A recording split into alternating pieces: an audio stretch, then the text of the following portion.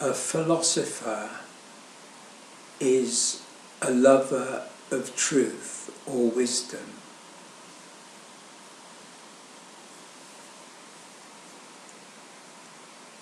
So really, you could say each person, if they had the free choice, would love to do something that they value.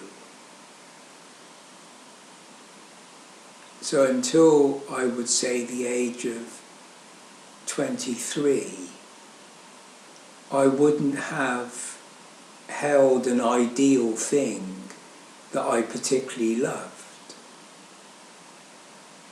I think I took for granted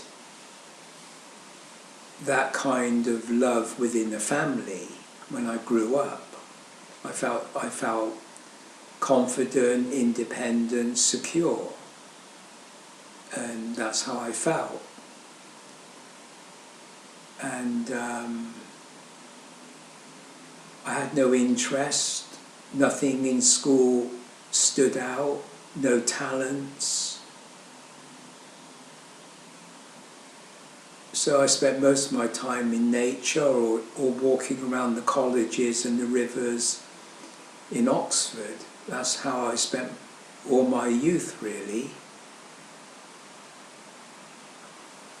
Then eventually I went to university, and even that wasn't something I loved to do. I went and I did actually enjoy it, and I actually did study philosophy, and but I would say that I did well and I enjoyed it. But when I finished with that university study, I didn't miss it. I didn't feel any attachment to that. So again, at the age of 23, I would have said that the concept of love, like loving something, and then you brought in the idea of loving the truth would have meant nothing to me. Wisdom would have meant absolutely nothing to me, because I wasn't brought up in a religious way, so I wouldn't have known ideas about truth and wisdom and love. They just would never have been in my upbringing and in my vocabulary. I wouldn't have looked at life like that. It would be more like I like writing poetry, I like taking walks, I like dancing or whatever it is. Yes, I'd say that. But then once I had some spiritual experiences and I got oriented towards the spiritual texts, then obviously love, beauty, truth, philosophy, metaphysics, all of that became quite normal. Within a year or two, I understood the language. But I wouldn't say that my particular path was an emphasis of love. I wouldn't have thought my interest in spiritual experiences that awakened my interest in the sacred text before I knew anything about religion. I think those experiences have always been the kind of root of my inquiry. I've totally depended on experiences, not on a belief in any particular text or religion. So it's come really from practice and then later theory, rather than theory and then practice. So I've always been interested in the kind of embodied sense of reality, you might say a more realistic approach than living in my mind in the form of idealism and being lost in fantasy, as a lot of children seem to be, which never happened to me.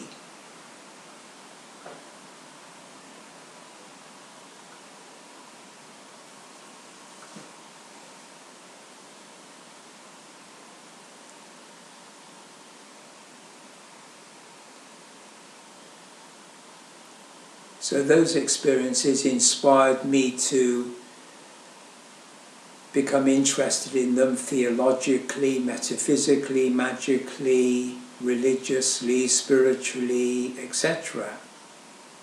And none of those terms meant anything to me. Although I used the language and I did the study, I didn't feel that I began by being attached to knowledge. Rather, I was attached to the subjective experience within my being, as it were. So something had been revealed to me that I thought was a state of enlightenment. I felt free, and that's where I began to perceive the world from a more holistic point of view. So naturally, ideas of spirituality that contain that sense of oneness in a spiritual sense, of course, that attracted my attention. And once I found the context for my experiences, then for the last 50 years, I've been living that life of experience and interpretation, or practice and theory.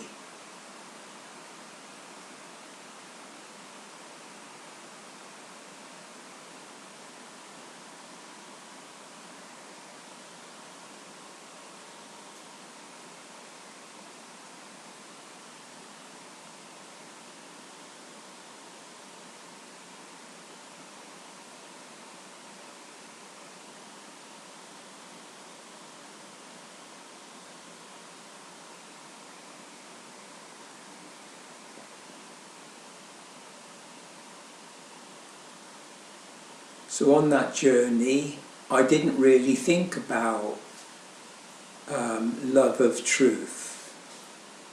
I mean, that kind of category probably only became interesting to me the last number of years, when I've more or less completed my study. And I think that in the weighing up of my life, which is really, my writing is a continuous autobiography, in the summing up of my life review, I think that there was the recognition that I was a philosopher, and that I wasn't religious, I wasn't scientific, I was more of a philosopher, somebody that reflected on life, and that, yes, that would fit the idea of lover of wisdom.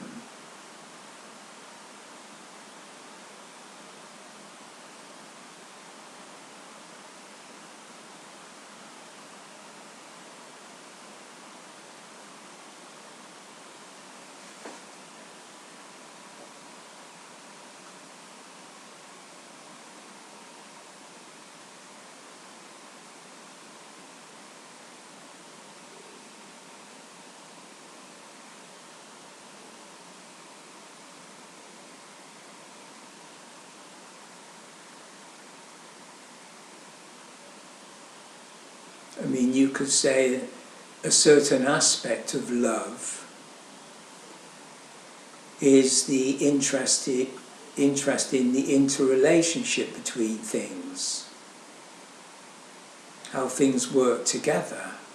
Because you could say love is about relationship and understanding that relationship, so that, say for example, two people can live together with some degree of intimacy and rapport, and with a view to, you might say, entering into the deeper union of love. And that union would be expressed by the two souls, the two personalities, or the two identities within consciousness that resolve their differences and are liberated from that limitation of identity as male and female, or wife and husband, etc. And therefore you enter the spiritual domain of the one. So you're at one with one another, the two selves are seeing face to face. And that would be a realization of love as an objective principle that transcends the apparent separation between the two identities, or the two persons, or the two souls. So you have the physical duality of the two people, you have the unitative aspect of the soul, and you have the holistic aspect of the spirit, which brings about the union in the soul and the soul's transcendence in the spirit.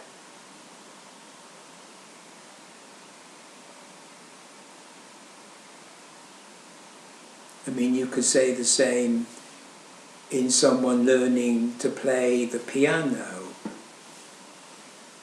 There may be an inclination as a child, there may be some pleasure involved, and you develop, and you might realize that you do have this passion or love for music.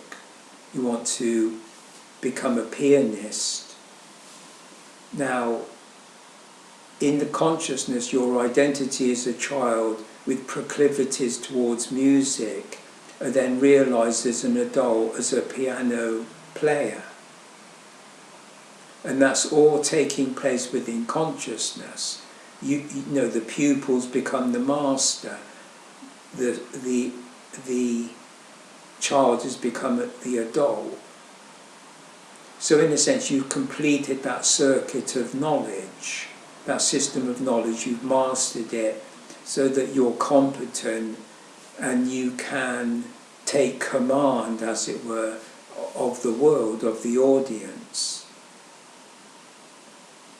And the individual and the collective are in balance, in communion, when the music is played. So, as a self, you've achieved mastery of the art. Now, as self, you then want to imbue the playing of the piano with the depth of love. So you've loved to play the music, you've mastered the music, and now you want other people to love the music with you or through you. And you want to experience that music in the transcendent numinosity of the harmony of all things, or the sympathy of all things, which is the nature of Eros, the god of love and relationship and friendship, who binds everything together in the universe, as it were. So matter and energy and psyche and consciousness all are interrelated into an integrated whole.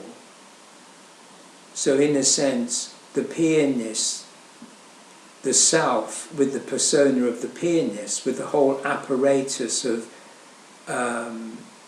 processing the music, then the self playing the music with love through the harmony of making it work, through the mastery of the talent and the skill,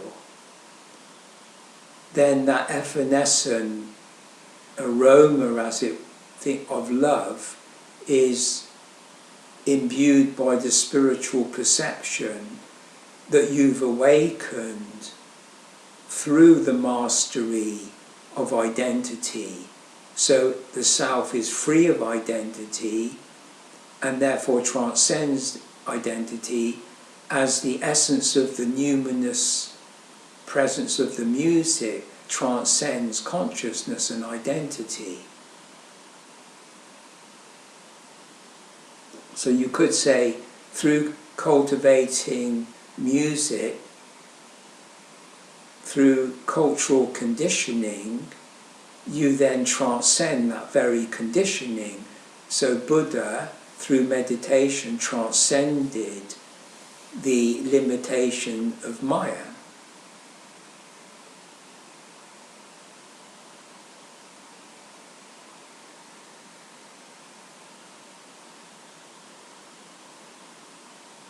So the audience and the pianist enjoy the perfume of the rose, which is the emblem of the love goddess Venus. And she's known as the beloved object. So you could say, ideally, all consciousness aspires to the realization of the transcendent object, the god or goddess, as the beloved object. So the contemplation of the beloved object is the mystical ideal within consciousness. And to go beyond the mystic, to go beyond the artist and the scientist and the philosopher, is to be your true self as a spiritual being, and to receive back from the work in the world, the cultural conditioning, the perfume of the art of the rose.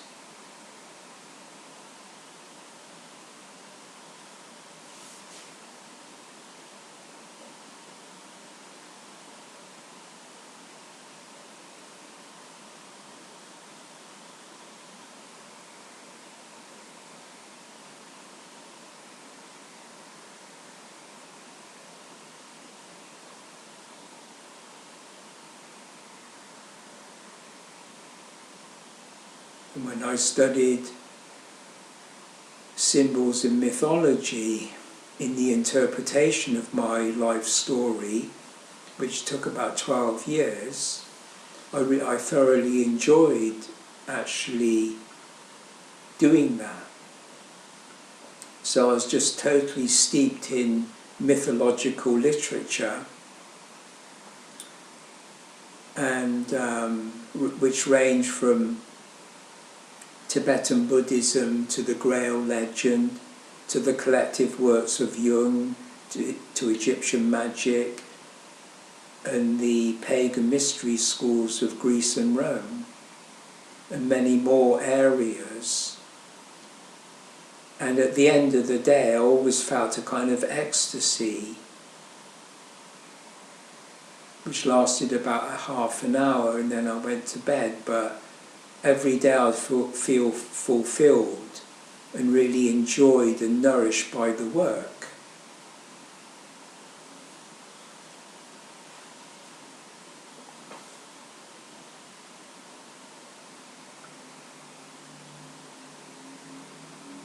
But all of my spiritual work, you might say, what hasn't been seen as a sacrifice, hasn't been seen as a labour, i.e., people say a labour of love, like you produced this book out of a labour of love, that kind of thing. But I wouldn't say my attitude towards my spiritual life has been at all religious. So if you look at the lives of religious people and see what their attitude is to God or the transcendence or to self-realization, it's very different from my own. Mine is very existential, phenomenological, very ordinary and down to earth. I just happen to be interested in spiritual things because of some experiences.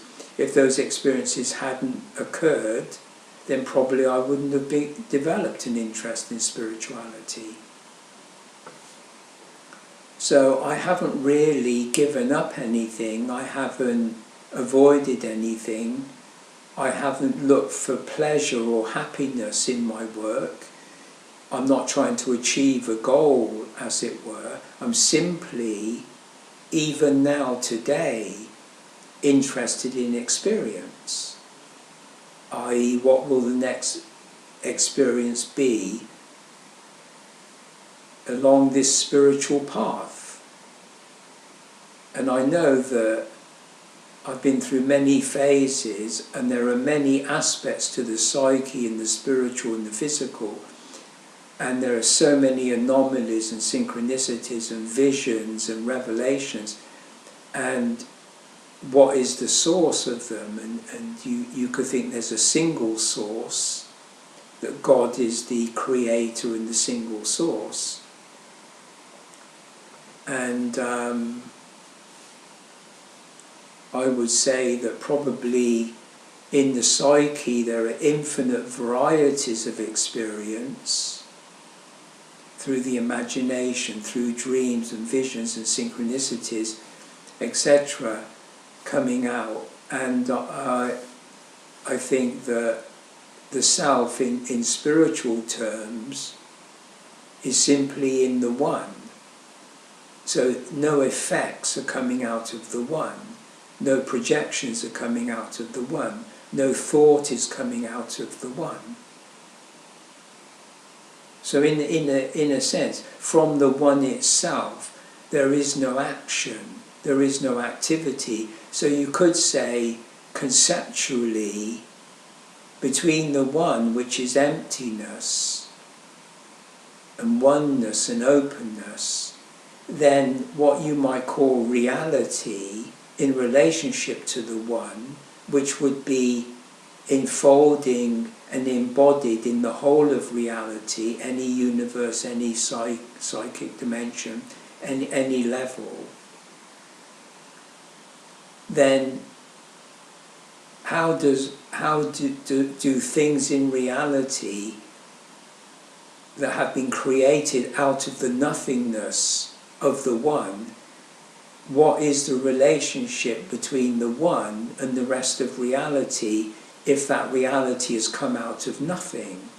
Well, obviously it's come out of something, but nothing is the term used to describe the mind as being without conditions, whereas the psyche consciousness has conditions and the physical world has conditions. So when the Buddha was liberated from the conditioning of culture, of Maya, of thought and language, then he would be said to have entered the emptiness of the nirvana, where there are no conditions, so everything's unconditional. So I'm saying that there seems to be something going on between the one and reality, which is in between the point where creation came out of nothing. So if nothing is the one and creation is reality, so creation out of nothing, something goes on there.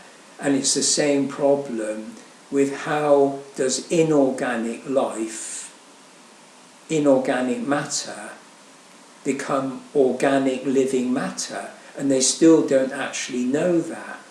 And they're actually studying the crystal system to find if there's an interface working within the crystal that interfaces the inorganic and the organic. So you're looking at, say, a stone and a plant.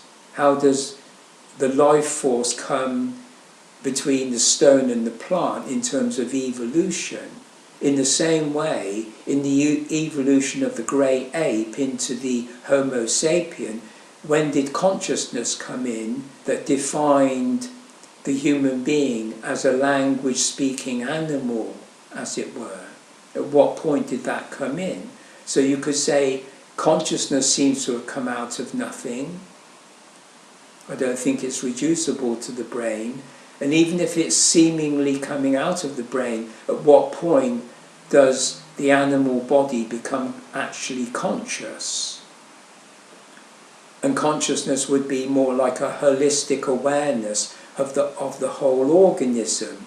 And you see that very clearly in children. They seem to be 100% alive. And there's very little psychology, very little conditioning, and they run about and they laugh and they do everything holistically, as if their body and their mind and their soul is just one thing. And you find that in the animal is very highly individuated, it's an integrated whole.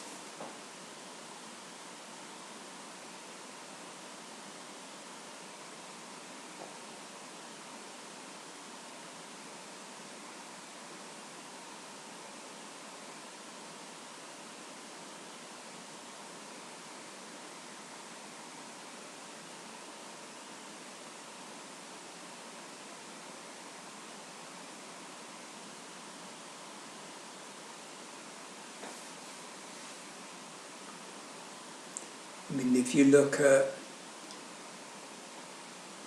each person's life as a process of meaning, and that process of meaning, say, is rooted in the spiritual conception of the self. So the self incarnate their relationship to the world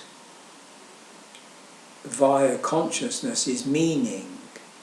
So you could say, by implication, everything within consciousness to do with memory, experience and knowledge has an essence of meaning. It means something to make a pot. It means something to have a conversation. It means something to bring up children. It means something to paint a picture, etc. Everything has a context. Everything has a meaning. And so you could say going for a walk by the river has meaning in the sense that you basically enjoy the fresh air, you enjoy the animals, you enjoy nature. And then you could say, within that ordinary perception, there is something deeper. There's a deeper meaning, a deeper order, which you could signify as beauty. So if you think that ordinary consciousness perceives nature in the sense that it's an enjoyable experience on the surface of things, and you don't have to get involved, you don't have to think too much, and you like doing the garden or taking a walk. But there may be times when you walk into the garden and you feel the unity and wholeness of the garden. So I would say that's a spiritual perception that allows you to have union within your consciousness between the observer and the observed. So you see the garden not as something that you're going to do anything about, and you're going to work with it and break it up and put it together, so to speak, but you experience an immediate sense of union when you walk out and see the garden, and that's brought about because you transcend the opposites of observer observed, because the observer always conditions the point of view, good or evil. So there's always a prejudice in the observer, there's always a bias within consciousness, because each bias, each observer is really an ego or identity. So everything, in a sense, is egocentric. That's why you have the spider in the center of the web of Maya, the veil of illusion. So you could say from that analogy that, in a sense, the hierarchical nature of knowledge and consciousness is predatory. So you could say, predatory nature, psychopathic nature, nature of power is often seen as demonic. So you have the prince of this world, who's Satan, the evil serpent, as it were.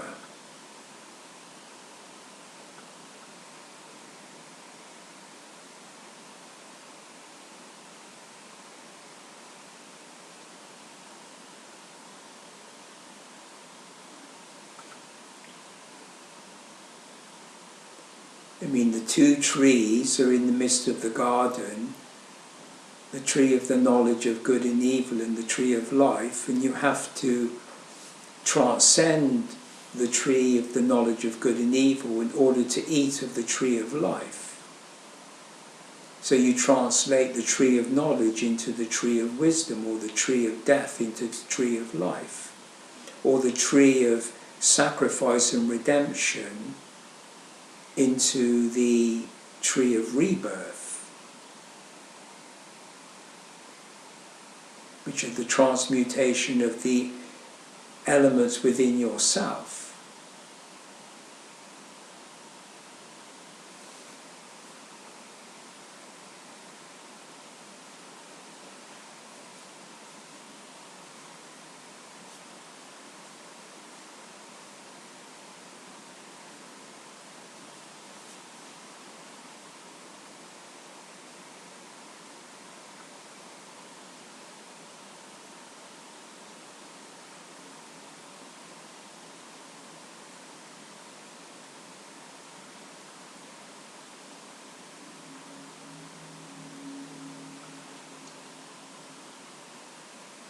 So self, throughout your life,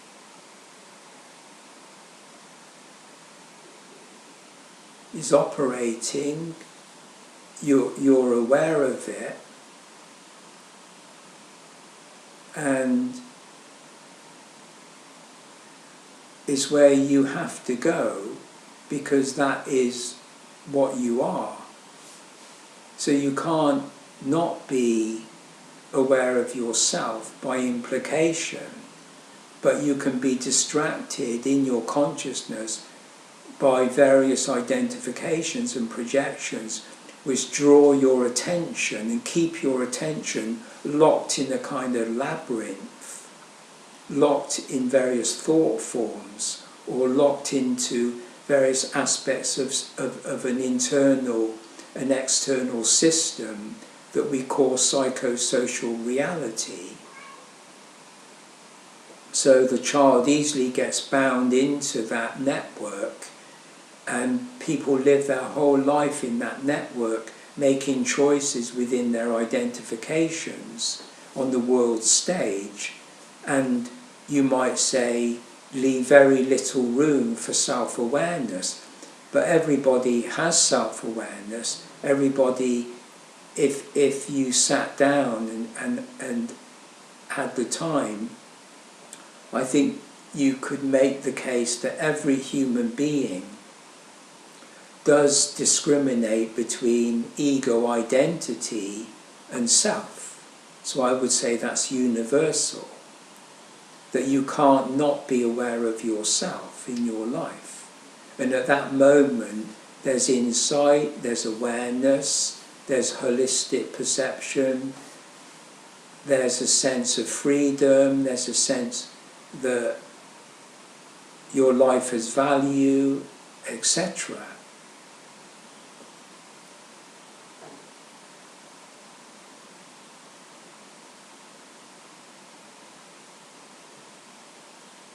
So I think whatever the spectrum of good or evil that a person's consciousness lies on, it doesn't matter how extreme the evil, how extreme the good.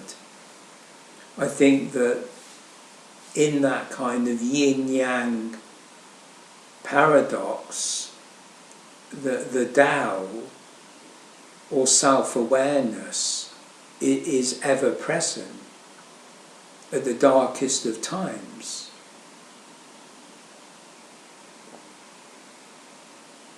Which is unanalyzable, incomprehensible to the human being trying to understand the nature of good and evil. The evil is so evil, as it were, that there is no redemption. Therefore, they have concepts of everlasting hell.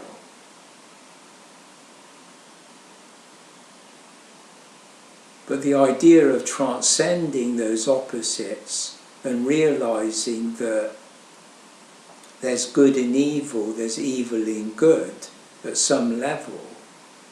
So the person you fall in love with, you could say there could be a seed of hate.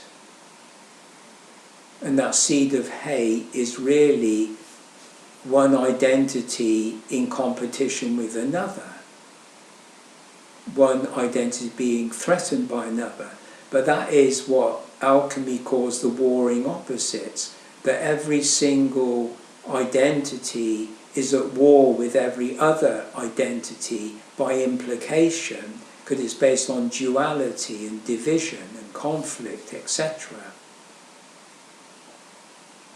And we try to modify that conflict by good behaviour, as it were.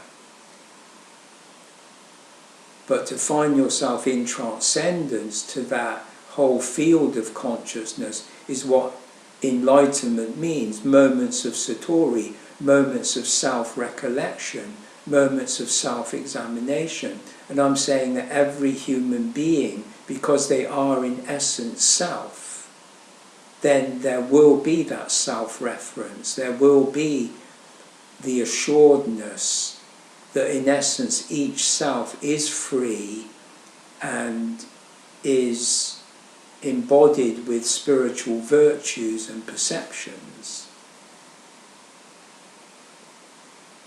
I mean, it's the idea that the worst of criminals on their deathbed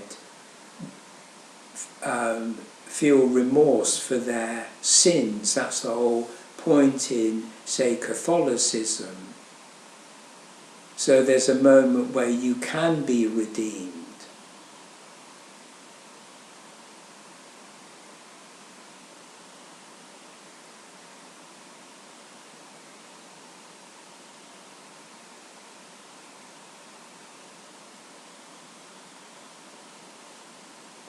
So you might say, in the course of a person's life, at what point or crisis or crossroads would that point of redemption be awakened and realised as a fact of life, which you might have read in the Bible, heard about it in mythology, the idea of sacrifice and redemption. And in the modern world it doesn't have much significance. And you might say, what is that point of redemption? Redemption for what? In the Buddhist idea, it's redemption for your karma. So your karma, your fate, is to live through the necessities of the psychic and the physical world, the inherited genetics and the inherited traits of your ancestors psychologically and in terms of your functioning and your faculties and talents. So to live your karma is to be true to your identity, true to the character of your ancestors, live out your talent, realise your potential within your soul essence. That's what you're attempting to do within consciousness. To go from the caterpillar to the butterfly, to be self-realised.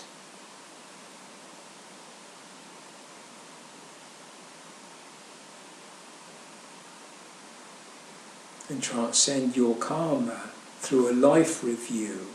So you bring your life up to the present and you feel that you've done everything you can to work things out. And you rest your case, as it were. And then after Buddha rests his case, there was a period and then he was enlightened, so it just came out of the blue as an act of creation. So his enlightenment was like the dawning of consciousness in the Homo sapien, or the dawning of life in the inorganic to the organic.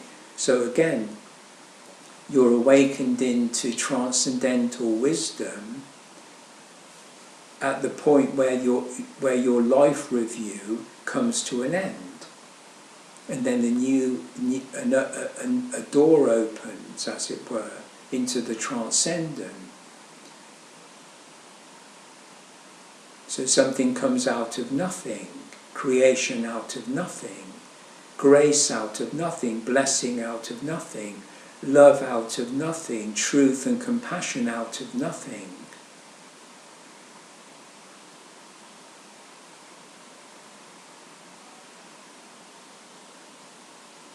So you can imagine enlightened beings in the one, on another planet or another dimension, that their one mind would be imbued with the archetypal nature of love and beauty and compassion and justice. That would be the implicit mind of a spiritual self.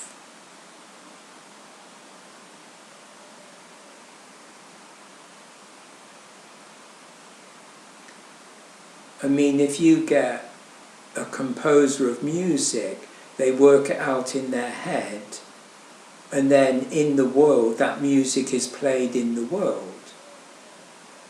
So the same way, in the mind of the one, each self has the quality, say, of love, and then in your incarnation, you want to bring out of the one into the reality of your consciousness and your world, culturally speaking. You want to bring out the talent of love. So love becomes a talent within the potential of the soul to express itself in the world.